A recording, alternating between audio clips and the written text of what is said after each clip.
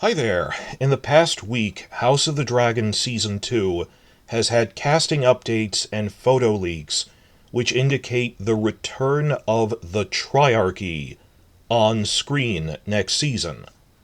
That for a while we thought maybe they won't show up again until Season 3, that they will be on screen in some capacity in Season 2.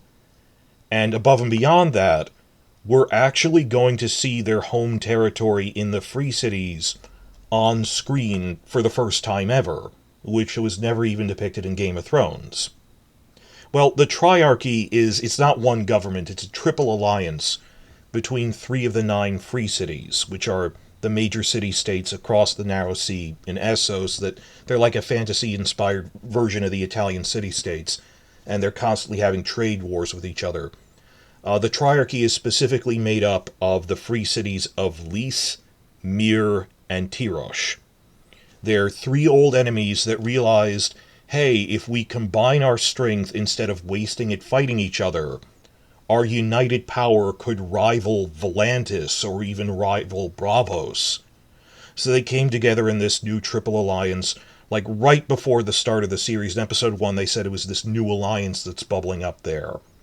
And then throughout Season 1, they were funding pirates in proxy wars over the Stepstones Island chain. Well, they killed the pirates that were there and then were funding their own independent fleets, and it was this proxy war between them, and the Iron Throne wasn't directly involved, so they had Daemon Targaryen and Corlys Velaryon fighting in it. Eventually, first half of the season, they defeat the Triarchy's commander, the Crab Feeder.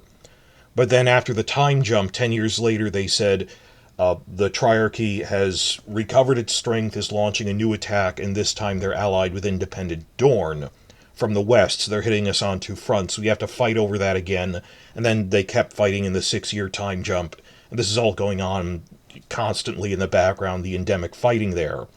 So the Triarchy are major enemies of both Daemon and the Velaryons. Thus, of course, Otto Hightower and the Greens are going to be trying to win them over as allies against their common enemy, now that there's a civil war. Well, what have we learned the past week or two? Well, first off, there's some casting news, which is well and good. We wondered if they'd even be on screen. We have, let's see, Bill Best is playing a Tyroshi pirate, Milos Bindus is a Triarchy pirate, but we knew some people would appear on screen, but for all we knew, they were like envoys coming to the Red Keep to talk to the small council is a lot cheaper than building a set or casting a crowd scene where there's like 20 guards and everything. We thought they might have one guy as just a representative in the Red Keep set. But then no. Photos leaked out last week of a new set being put up at the Leavesden Studios backlot with props labeled Tyrosh. We actually managed to get spy photos of the labels on these things, like Tyrosh table, Tyrosh food spread. There were labels on these things, and it looks like it's a set for a warm Mediterranean location in the southern Free Cities. So we know it's not just the Triarchy, it's officially someone is going to treat with them in Tyrosh. Why that one? I think because it's the closest. It's at the eastern end of the Stepstones, and it's a major hub for their fleet, for hiring mercenaries. It's one of the main mercenary hubs. We'll see that. And it's also a big center of the color dye industry. The books describe Tyroshi as having really brightly dyed hair, like bright blue, bright green, or purple. So I don't know if they're going to do that. I don't know if it's going to be a lot of people in this, but it's more than one guy in the Red Keep. If they're going to have a crowd, or like when we visited the Iron Bank in Season 4 of Game of Thrones, it wasn't that many people, but they gradually had more. Still, let me emphasize, I was certain they were not going to bother to show this as an on-screen location, and I was wrong. That no, they are actually expanding the world. Think of how much everything was focused on just Blackwater Bay, basically, in Season 1. It was all focused on King's Landing, Dragonstone, and Driftmark were like 90-95% of the locations we saw, or like the woods of the Crownlands is literally within sight of, you can see King's Landing from the hunting set they had. This is expanding all out. We'll see Winterfell, we'll see the Reach, and yeah, we're even going to go across the Narrow Sea again and see Tyrosh. That they are not skimping on this, which is great. And even then I thought, they could have just used the virtual set. No, they're building this, and It's not like a giant set like we saw that they're building a set for the wall or fully realized castles. It's more like set dressing around a nice atrium.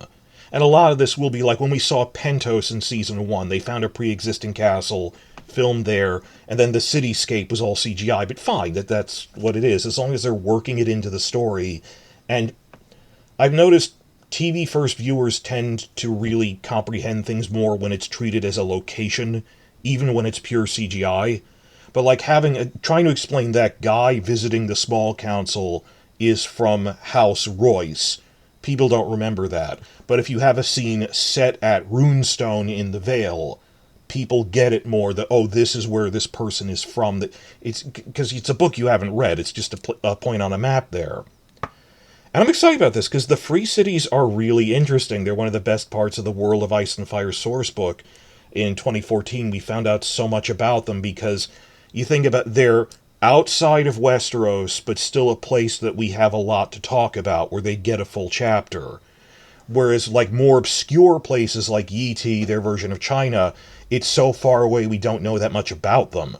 But they had a lot to say about Tyrosh, about Braavos, that, wow, I'd like to visit this in, like, an MMORPG or something. This is a lot to work out there. So, we've only really seen, though, 3 free cities on screen in Game of Thrones. I mean, we started with Pentos, which is kind of basic. They're cheesemongers. Volantis we saw in 1 episode. We at least had a nice shot of the bridge. And Braavos showed up a couple of times. They really gutted those storylines, though, and didn't really go anywhere. We've only seen 3 of them on screen. Frankly, pretty briefly relative to how much they have in the books. Even Braavos was slightly better, but then everything just dropped for, hey, let's have a chase scene. So what this implies, if they're not just having discussions with the Triarchy, we're seeing their home territory, they're introducing Tyrosh. Part of me likes to think that they're laying groundwork for, on a scale of years, the direct sequel show to this and the aftermath of the Dance of the Dragons is heavily involved in the Iron Throne's fleets getting involved in shifting alliances and wars between the different free cities. They become pretty prominent, like 6 seasons from now, that's a thing, so I hope they're setting that up, and if they bring Tyrosh back, they'd have to bring up that the other free cities have aligned against them in fear of them. You saw a bit of that in Season 1, that Pentos doesn't like them, that we might see Braavos again on a scale of multiple years, that, well, they don't like the Triarchy. We'll see what happens with that, and also I kind of hope that, probably not next season, but running with that, remember that they actually mentioned who Joanna Swan was in Season 1? At the hunting camp in Episode 3, that, oh, she's a noblewoman from the Stormlands, and she got captured in a pirate raid, and they sold her to a brothel in Lys.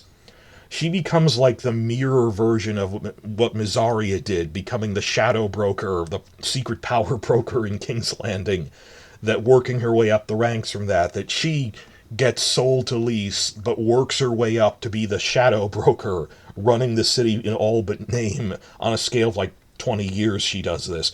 But so this might be like Season 6, aka the first season of a direct spin-off about the Regency era, about the Aftermath era, but I hope they're setting all this up. But in terms of world building, and they gutted all this from Game of Thrones. They didn't even show that Daario Naharis is a Tyroshi, but they cut out that, oh, he dyes his hair, because, well, then that isn't cool, and I can kind of see why you do that. But in the background, can you show us some people with dyed hair just to establish they do that as a Tyroshi thing? And like Pear Brandy, like, they did that a lot in Season 1, where they had little references for the book fans to know they were paying attention, like Jason Lannister going, would you like some honeyed wine from Lannisport? That's the kind of wine they like in Lannisport, it's honeyed. Little references, or even, oh, when Daemon is in Pentos, oh, I hate the amber wine that they serve here. Pentos has these amber-colored wines in the books, Pentoshi Ambers. Little details to show they're paying attention. So for all I know, this is a short cameo, but it could have been a virtual set. They bothered to set up a basic set of like an atrium or something at the Leavesden Studios backlot, which is encouraging. I don't want to get into spoilers. Some people are going to ask, does this mean we'll actually be fighting the Triarchy fleets again this season, where there's a big conflict with them? The running guess at this point in time is that that's either going to be the season 2 finale, or I think more probably the season 3 premiere, like early in season 3. But they're setting it up now. I'm cautioning. I don't want to just tell you what you want to hear. I'm not sure if that's actually happening this season, but they're bothering to set it up as opposed to just, if you had a stray mention, people wouldn't remember it. You need to show we are building alliances with the Triarchy, with the Greens, to set up when they come into the war later on. So this is very encouraging.